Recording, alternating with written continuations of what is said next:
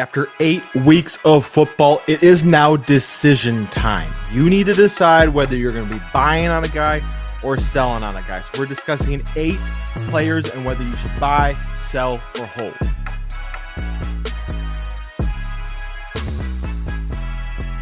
And Ty, like I said, we're going to change up our trade video a little bit this week. We're not going to do buys and sells.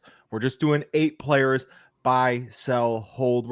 These are 8 crucial guys. These are 8 guys who could make or break a fantasy roster. And you really need to make that decision of, should I go get him? If he's on my roster, do I need to get rid of him? So we're going to start with Justin Jefferson. And honestly, it feels weird to talk about a guy like Justin Jefferson because he usually is, if he's available at all, you go get him. But we talked about it a little bit with Jordan Addison on yesterday's video. We have to name the J.J. McCarthy effect, right? Because we saw 148, 153 passing yards in J.J. McCarthy's first 2 games. He's coming back. Obviously, no Carson Wentz for the rest of the season. So what does that mean for Justin Jefferson, who hasn't had that big, crazy game yet, but he's still been pretty consistent? 9.6 is his lowest game in half PPR formats, and every other game has been in double digits, but he hasn't broken 20 in half PPR yet. So it's been kind of an interesting season. Obviously, only 1 touchdown is a really big part of that. So, Ty, are you buying, selling, or holding on Justin Jefferson? Yeah, JJ is kind of an enigma right now because you can look at the JJ McCarthy situation and go, well, it can't get much worse than Carson Wentz. And at the same time, you can say, I'm not sure it can get much better than the Carson Wentz playing during the Carson Wentz weeks. It does help that with Carson Wentz, at least, we still saw Justin Jefferson as the focal point of the passing attack, as he should be, right? Every single game with Carson Wentz, he had at least 70 receiving yards, which was really good to see because we didn't score in those games. So it's a nice floor to have, all things considered. And then when you look at Minnesota's play calling between run and pass with Carson Wentz, they opted to pass on about 67% of their snaps. So KOC maybe saw that the run game isn't really working and decided to go back to the ways of old and just kind of rely on the passing game. And I mean, there's the infamous 3-play sequence against the Eagles where you get inside the red zone and you are 1 yard away from getting a first down, from getting inside the 10-yard line, and you decide to pass it 3 times. That's kind of Minnesota football right now. And honestly, I think that's what's going to continue. Yes, is it kind of counterintuitive to put so much on J.J. McCarthy's plate right when he comes back from injury?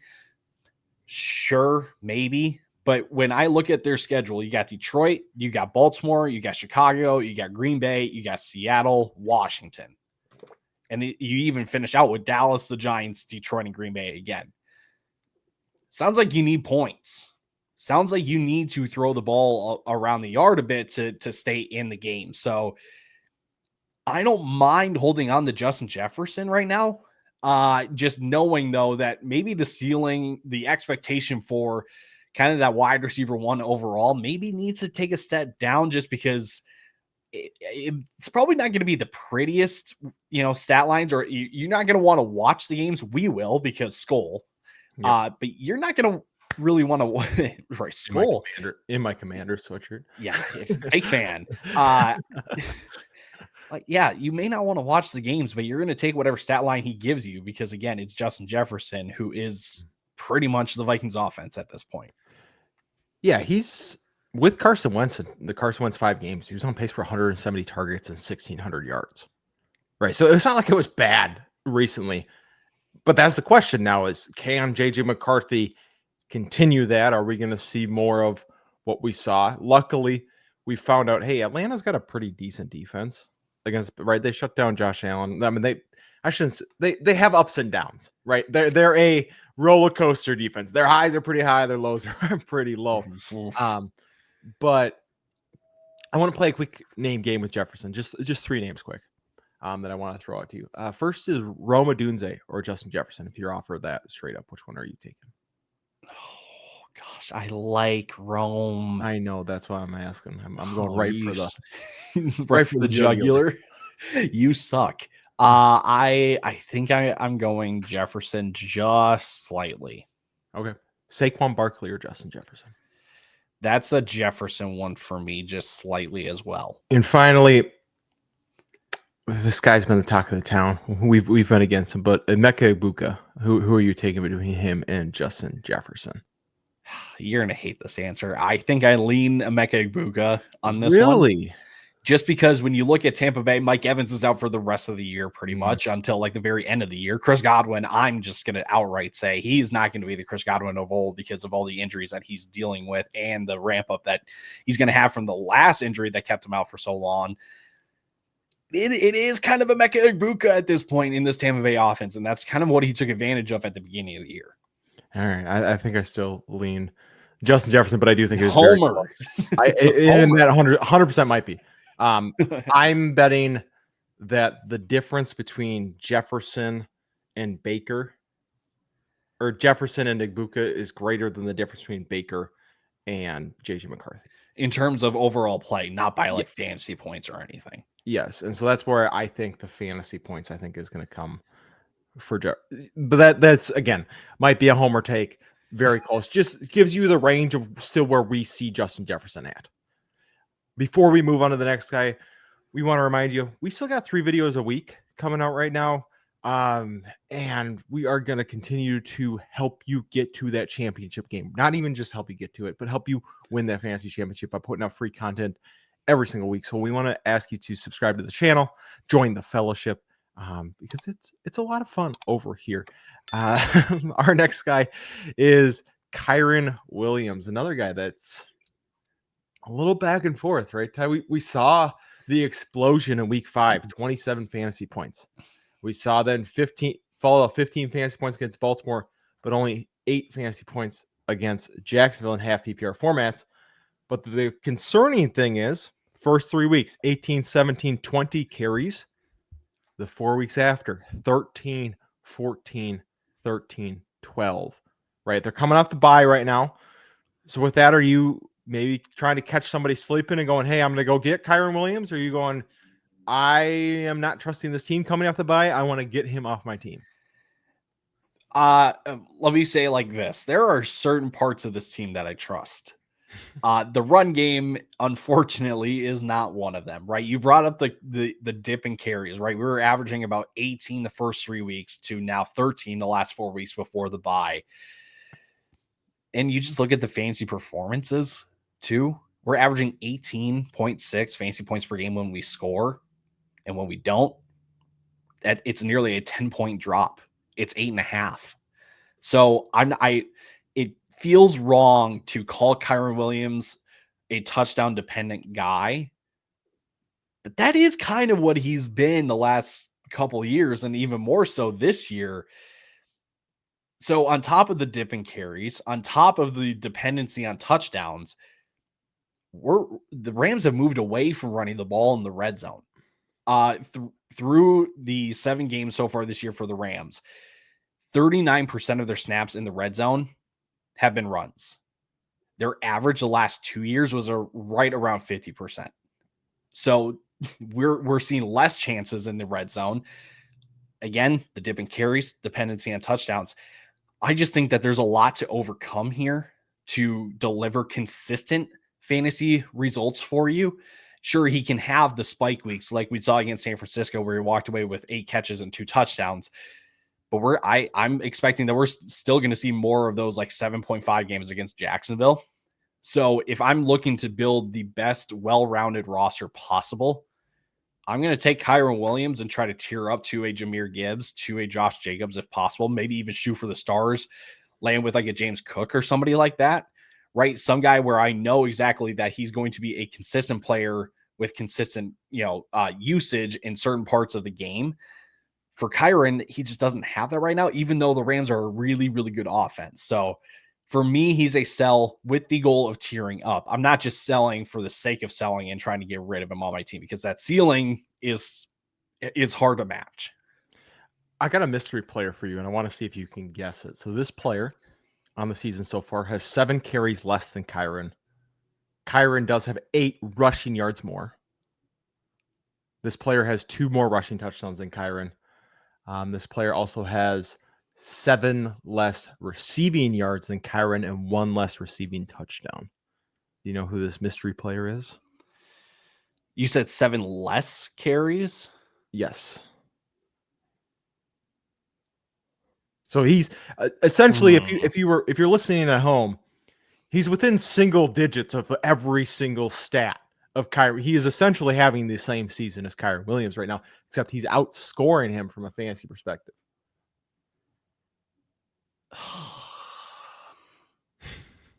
Is it DeAndre Swift? It is DeAndre Swift. Gross. Nice pull. But Gross. I just wanted to give you, right? I think we can both agree it feels like DeAndre Swift is overperforming, especially because of the last couple weeks that he's been in. But that's kind of the realm Kyren's in right now of, hey, these touchdowns need to come, right? It's only 4.4 yards per carry. It is hard to bet on. That's kind of where I'm at of, hey, I kind of bet against this last year. And he still scored 14 touchdowns. So do I really want to bet against it? For me personally, I'm not going out to buy high on Kyren, right? I'm not going to, I think he's a hold right now. I'm not getting rid of him. I don't think the carries are just going to go away. I don't think we're going to see 20 plus carries for the rest of the season, but I think we're going to be in this 14 to 15 range with just enough receiving work for that padding, and he's going to score touchdowns. So I think he's a hold to buy is kind of where I'm at, but I understand where you're coming from of the volume's just not there right now. And he feels Nick Chubb-esque on Cleveland of he needs that touchdown. Well, it feels like it's if David Montgomery was the 1A, yeah, right? Kind of. That's what it feels like. That first year in Detroit. Right, exactly. Where like the last couple of years with Kyren, the thing that you could fall back on was the volume. Even if the touchdowns weren't going to be there, the touchdowns did come, thankfully. But like you could fall back on the volume. I don't know if we're exactly going to get that volume, that same volume this year. And I think back to at the beginning of the year, because you kind of briefly mentioned like this is why, some of us were hesitant with Kyren this year. Maybe we were a bit wrong by saying that Jarquez Hunter is going to play a bit of a role here in this offense. That couldn't be any further away from the truth. But that the speculation that we had is that this is not going to be the Kyren Williams that we're used to seeing, and that's kind of how it's played out so far this year. So I can understand it from the point of like, yeah, the ceilings are going to be tough to match. You're not going to find those in many other players at the running back position. But if you're looking for consistency, Kyren Williams isn't exactly going to give you that. So that's where I say like tier up now while you can, right? Before we string together, because the chances, I don't want to say it's the chances, but what's to say that we string together 2-3 games with 8-9 fantasy points? And you're like, man, Kyren Williams. And then you're going to try to sell, and people are going to be like, sure, it's Kyren Williams. So they're also going to, take a hit, or they're going to lower Kyren Williams in the value. So I think it really is kind of a pick your flavor kind of thing. Depends on who you are, where you're at with your team right now, where I see the opportunity to tier up. I think you see it too. But I think your window to move him isn't as open as you think it is. I think it is kind of on you got to hold Kyren on a shorter leash, in my opinion. My thing is, if you're holding him now, you need to be okay with, hey, in 3 weeks, like you said, it was 9, 8, 9, half PPR fantasy points. Because if you sell him then, you're selling him for half the value, essentially. So you have to be okay with like that. You mentally have to say, okay, right now, if this happens and he just doesn't score a touchdown those next 3 weeks, I have to be okay with this, because if you sell later and you're not okay with that, then yeah, I'd get out of the Kyren experience right now, because there are boom weeks that are going to come. He's on an offense that's going to score touchdowns. That's going to happen. It's just you have to be okay with there might be a little bit of a stretch like this. Ty, this next player, I know it makes you sad. I know it makes you sad every time we talk about Kenneth Walker because it doesn't feel like it should be like this. Right? That's the issue. What we're seeing from a fantasy perspective, what we're seeing on the field are two different things. Since week 5, Zach Charbonnet's been in the lineup, and we've seen 44% of snaps, 35% of snaps, and 44% of snaps, 9.1, 4.2, and 6.6 half PPR points. He has yet to have more than, or since week 2, he has not had more than 1 reception in a game. He also hasn't scored since week 3. So Ty, are you willing to buy low on Kyren?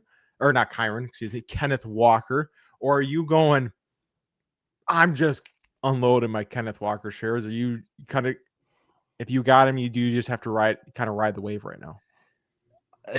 There's a lot to unpack here because if you say sell, you have to accept the fact that you're going to get nowhere near the value that you think you should get for Ken Walker, right? Yeah. You're selling him, you would sell J.K. Dobbins essentially. Pretty much, except right. like the J.K. Maybe Dobbins. you could do more for J.K. Dobbins. Yeah, honestly. So there's that side of it. So let's talk about the buy, right? Because I think the hold is kind of ties into the buy argument here a little bit. Seattle is coming off of their buy. So do we get a post bye week bump for Ken Walker since he's been the most efficient guy so far this year for Seattle in that backfield? It's possible. It's very, very possible. But I think we need to define what that post bye bump is because Ken Walker has been this team's early down back all year. He has been their guy in the early downs. But the problem here is that we are not involved in the receiving game. And Charbonnet has been their guy on third downs, on short yardage, 2 minutes, and the goal line. That's where Zach Charbonnet gets into the game. So let's first look at the receiving work. I don't think there's going to be any more receiving work. It's not going to be a substantial enough jump in receiving work, I should say, to kind of rekindle what you invested in Ken Walker, right? Because Seattle is at the very bottom of the league in running back targets this year with 18. Yeah. 18. Brutal. They're the only team under 20. The next closest is Buffalo at 25, which you can understand Buffalo because that's Buffalo's offense. But Seattle, with Clint Kubiak as your play call, you would expect a little bit more, right? Yeah. So if we don't get the receiving work, we need touchdowns. And I'm going to be honest, I don't think we're going to get goal line carries. I think that's going to be Zach Charbonnet because Charbonnet has yet to let them down. And I've said this every time we've talked about a Seattle player. They are winning. Why would they change anything? What's working for them right now? Like, you don't fix what's not broke, right? So if he gets more like 2-minute work or third down snaps or short yardage or whatever, cool. But that's just filler work. We're not going to get enough high value touches to kind of make up or bounce back from the highs that he was at towards the end of last year. I shouldn't even say towards the end of last year because he was hurt most of the year last year. So again, the sell, you can't really sell because you're not going to get what you want in return. Can't really buy because I don't really think that there's going to be a bump where you want to see a bump with the high value touches. I guess you got to sell then. Because I feel like he's more, how do I say this? He is more of a non-buy than he is a sell, if that makes sense. So that's where I stand. I think you just need to cut ties, get what you can. Maybe you're not going to get a running back in return exactly. So maybe it's a receiver that you need to target instead. But I think that's where I'm at. I feel so far. I disagree more with buying Ken Walker than I do with selling Ken Walker. The way I'm looking at it right now is I do think either things change coming out of the bye and they make that pivot towards Ken Walker, or things stay the same and it gets worse.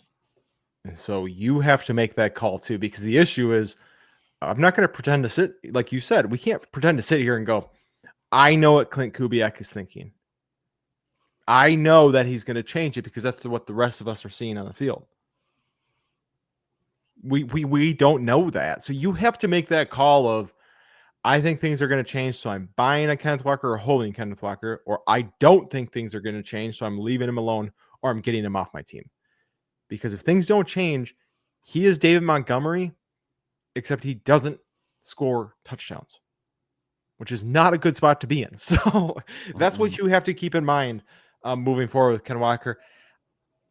I think I am a buy as long as you are paying that 50 cents on the dollar. If somebody is saying, no, this is Kenneth Walker and trying to sell for where his value was, want nothing to do with it. If you want him as essentially like you would have paid for like an 8-round dart throw at the beginning of the season, if you can get that kind of, trade moving for him, great. But yeah, I don't think you could give up full like if someone wants a Kayshon Boutte right now for Ken Walker, because they're like, oh, Kayshon Boutte's been pretty good. Deal, that's right. Debo Samuel for Ken Walker. I'll take a shot on Ken Walker. It's gross names that you're kind of throwing out there if you're buying. So I think it's in the right situation, right? I'm not overpaying at all. I'm definitely going to underpay if I am buying on Ken Walker right now. Our next guy, maybe a little happier. I don't know. It's Jaylen Waddle. And the reason I say I don't know is because, Ty, I don't know where I stand on Jaylen Waddle because I don't know what's going on with Tua in Miami. He kind of looks better all of a sudden against Atlanta, in a game that felt like Atlanta's going to run all over them. Defense is going to shut them down. And like I said, we shut down Josh Allen. We let Tua kind of carve us up. We destroy JJ McCarthy. We get shut out by Carolina. So it's what is going on with this team? I don't know. But from Miami's perspective, since Tyreek was out, Jaylen Waddle has finished 20 half PPR points, 12.8, and then 2, and then 18.4. So is he just matchup dependent? Are you viewing him as a wide receiver 2? Could he sneak into wide receiver 1 land? What's your outlook for Jaylen Waddle rest of the season? Well, I think we need to state the obvious. Who else is Miami going to throw the ball to here? Their other guy was Darren Waller, and he's not playing right now. So yep. It's him and Achane.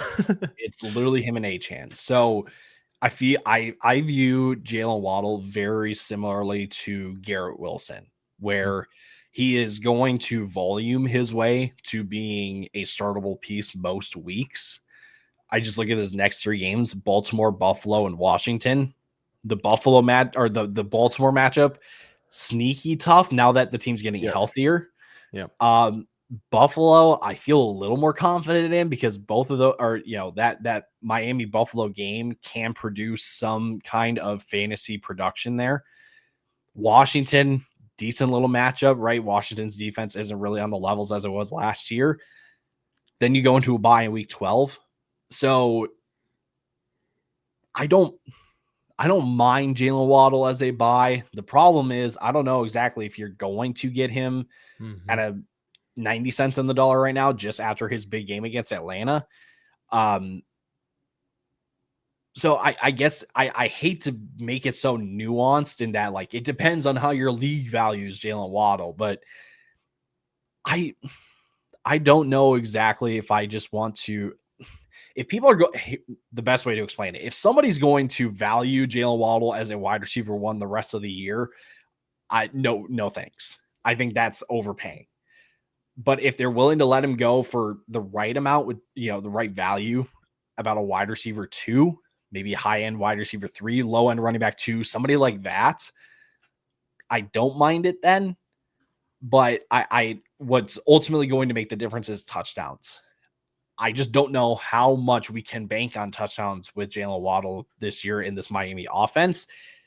Again, it helps that you're going up against opponents that put up points, so you need to do the same. That doesn't mean that you're automatically going to. So, again, it depends on how your league looks at Jaylen Waddle. If he's valued as a wide receiver 1 by whoever has him on their roster, that's overpaying. But I think if you can get a fair value on Jaylen Waddle, I think it's worth investing in because there are not many guys that you can bank on the volume with. Yeah, I think I'm going to lean buy for Jaylen Waddle, but you guys just have to understand the risks, right? It's Tua. It could be a good game, could be a bad game. Mike McDaniel could be fired any week.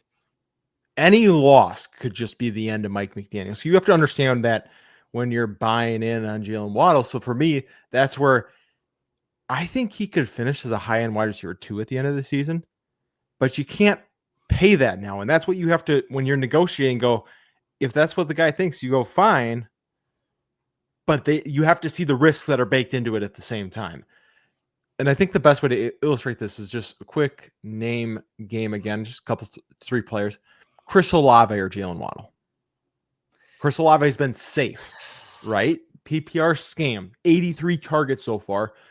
He has 3 touchdowns. Chris Olave. Targets. 83 targets. 83 touchdowns is not 83 possible. touchdowns. 3 touchdowns, excuse me. 83 targets, 3 touchdowns. I think I lean Olave, and my only reasoning is because I like what I've seen from Kellen Moore's offense despite the quarterback play than I have with my Tyler Shaw, baby. So maybe I sound like a fool after Rashid Shaheed walked away with 12 targets last week, but yeah. I'm going to continue trusting that Kellen Moore is going to kind of utilize Chris Olave as like his just get open guy, and that his quarterbacks are going to find him. Okay, so I lean Jaylen Waddle there, which is DK Metcalf. This is a Jaylen Waddle one. Okay, maybe I'm Jaylen Waddle as well, and then Michael Pittman Jr. I feel like this is just a very like I need some reassurance name to drop in here because we've had plenty of conversations around Michael Pittman. We have. Honestly, I'm probably going to lean Michael Pittman just because it's the offense. I'd rather invest in the offense, but I completely understand if you want the volume of Waddle, even though like there can be some really low lows, I can understand it. I think I lean Waddle because I want the upside there, and I'm banking on. I don't know if Pittman keeps up the amount of touchdowns he's had. Is kind of where I'm coming from. Today's show is brought to you by our friends over at Underdog, where you can get into the game this season playing Pick'em. It's extremely simple. Just pick higher or lower on 2 or more of your favorite players. For example, I'll pick the higher on Justin Jefferson, Jamar Chase, and Xavier Worthy. If I played $10 and got all 3 of them right, I would win $60 just by watching football. And that's the beauty of Pick'em. You can track your picks and your wins while you enjoy the game. Now, if you're not on Underdog yet, scan the QR code on your screen or use our code FELLAS when you sign up, because new customers will get $50 in bonus funds when you put your first $5 on the app. Plus, Underdog will give you a free pick to use in your first entry. Again, that's code FELLAS over on Underdog. Now let's get you back to the rest of the show. And we're going to pivot here to our only tight end, the oldest player on this list by a considerable amount, Mr. Travis Kelce, who, Tyler, lit the Commanders on fire this last week.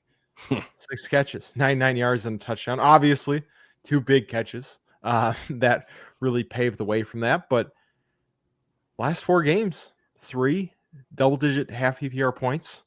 Obviously, Rashid Shaheed has been back, and that Vegas game's hard to kind of judge because they got up by a lot very quickly, and that game was pretty much out of hand from the get-go. So, with all that being said, do you think the pendulum has shifted too far on Kelce, where now it's like he's a gross name?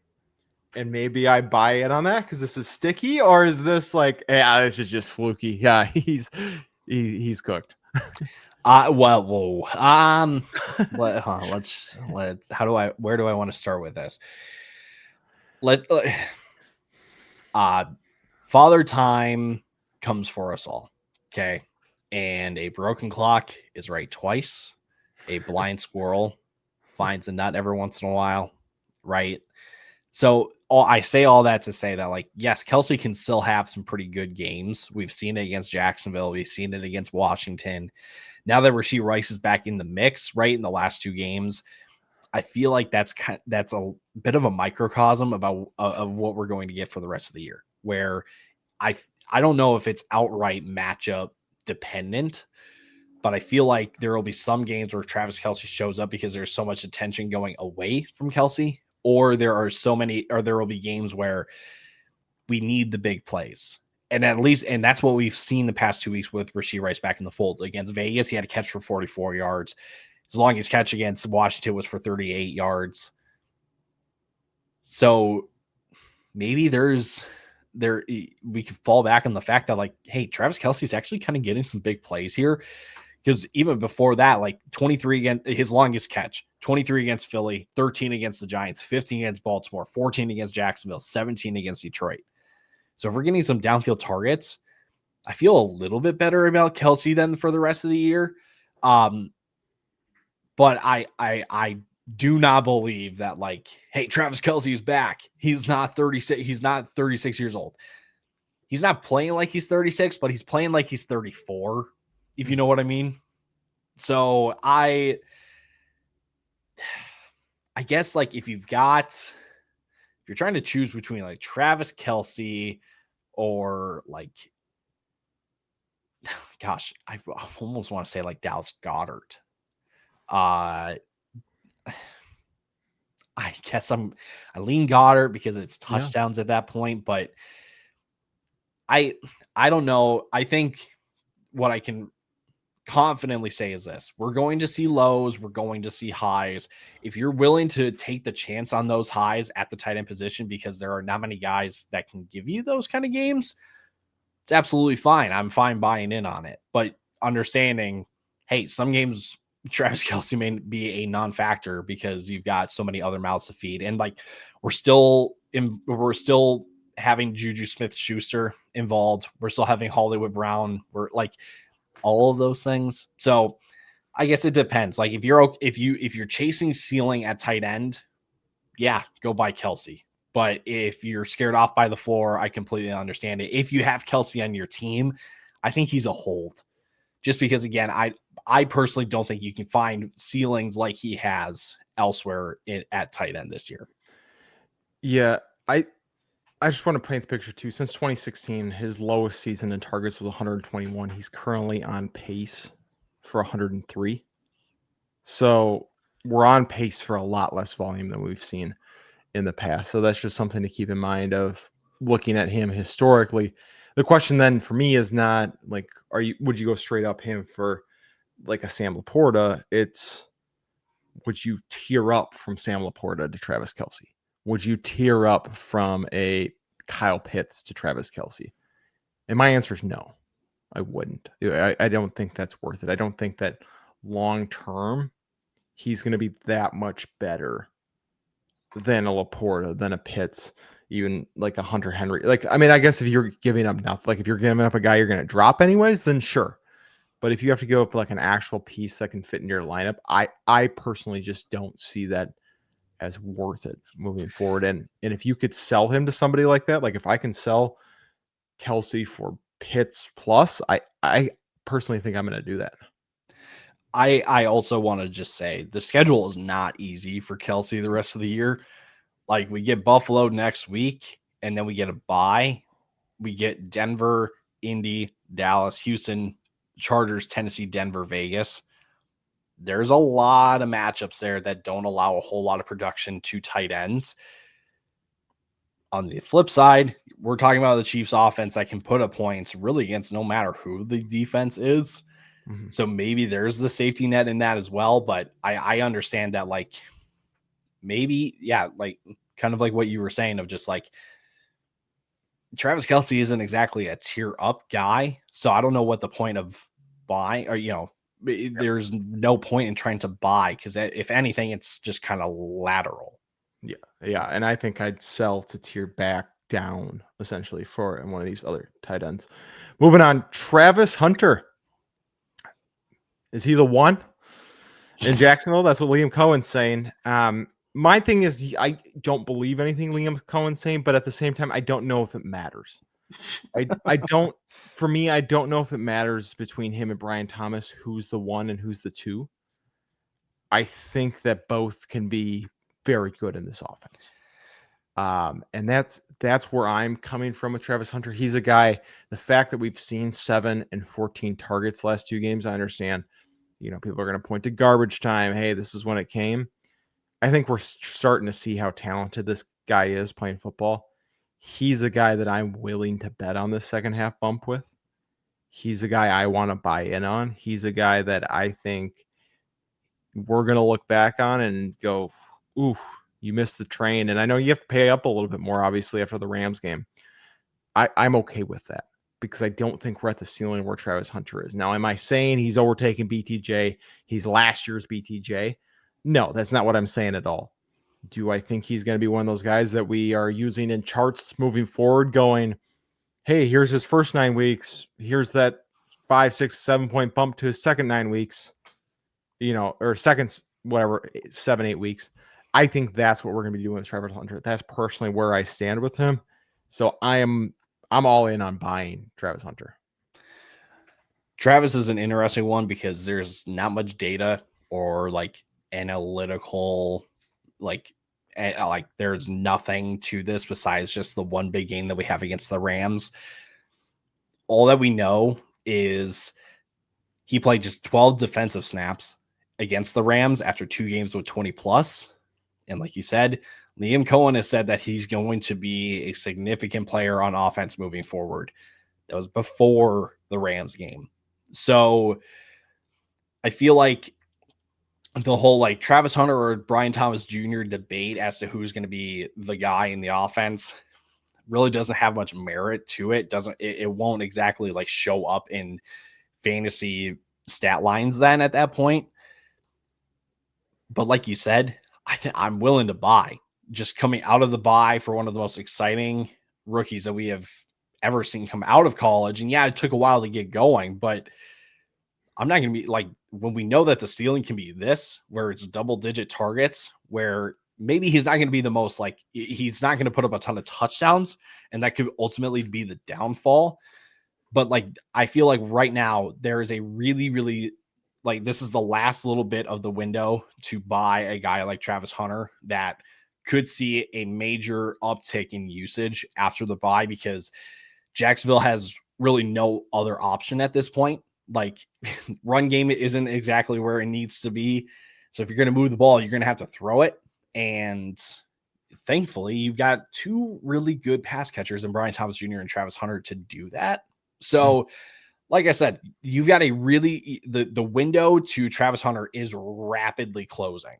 So if you're going to buy him, it needs to be this week, because I'm not going to be surprised if we go out against Vegas. Yes. And we light it up, right? So get the offer in while you can. I'm okay moving off of Stephon Diggs to go get Travis Hunter. Obviously, that's Hunter plus to get, or for Diggs. That's not just a 1-for-1, but moving off of Khalil Shakir for Travis Hunter, I would do that in a heartbeat. Moving off of here's one I'll throw out to you, Xavier Worthy. Ooh. Would you move off of Worthy for Hunter plus maybe even? I think I would.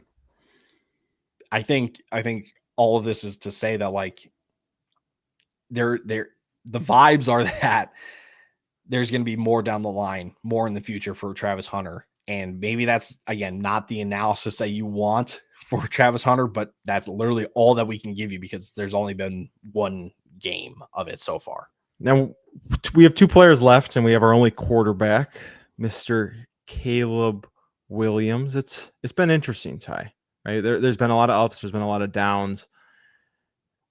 Feels like this Bears offense is figuring it out, and then it feels like they're not. It feels like, hey, he's going to be a rushing quarterback, and then he has -2 rushing yards in back-to-back games.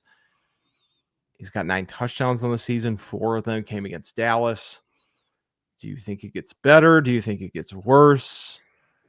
I know we like Rome Odunze. I still want DJ Moore to be good. We kind of are Ben Johnson believers. Do you think he turns it around and we see top 5 Caleb Williams the rest of the season? Or is this just he's just like every other, middle tier quarterback? It's scary with Caleb because you want to buy in on a Ben Johnson offense. You want to buy in that Caleb Williams can improve the second half of the year, which is certainly possible. I will say the last 3 games against Washington, against the Saints, and against Baltimore, I'm starting to see the old Caleb again, where he's holding on to the ball for too long. He's trying to make something happen when it's not really there.